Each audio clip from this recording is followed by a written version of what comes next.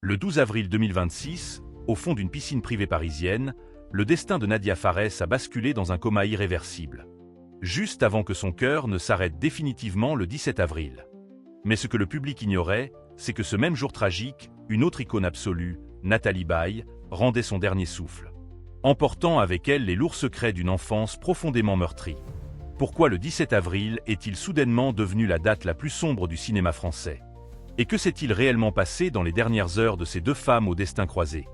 Bonjour chers spectateurs. Cette double disparition inattendue vous a-t-elle choqué? Partagez vos souvenirs et vos émotions en commentaire.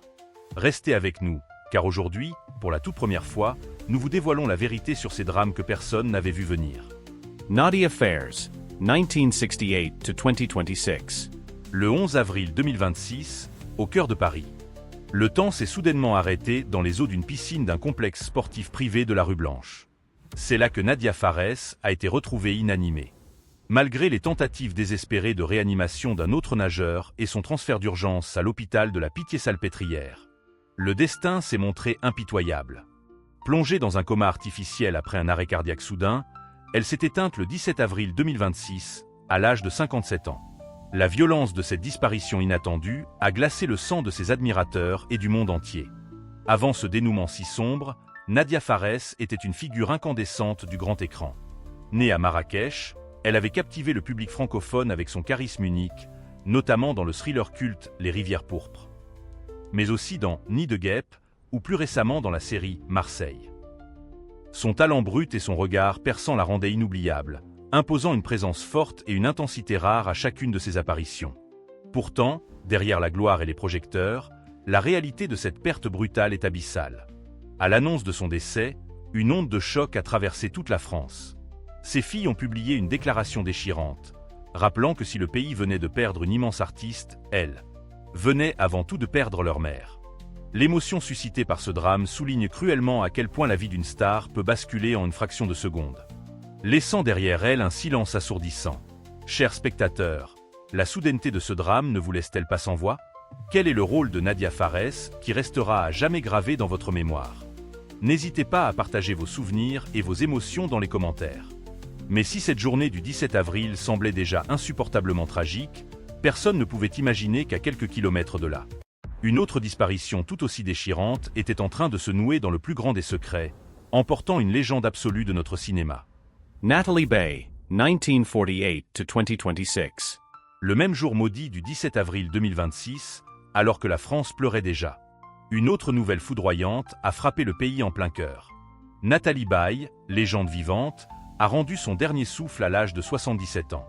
Ce que beaucoup ignoraient derrière son sourire radieux et son élégance naturelle, c'était le poids d'une enfance lourdement marquée par la souffrance.